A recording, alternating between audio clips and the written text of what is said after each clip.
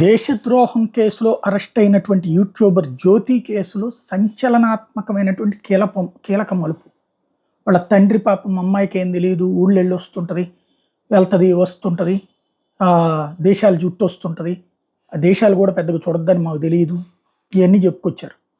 ఇప్పుడు వాళ్ళ తండ్రికి కూడా షాకింగ్ కలిగించే పరిణామం ఏంటంటే, ఈమె డానిష్ అనేటటువంటి వాడితో పెళ్లి చేసుకుంది, మతం మారింది, నికా చేసుకుంది, వాడితో కడుపు చేయించుకుని పిల్లల్ని కూడా కందట.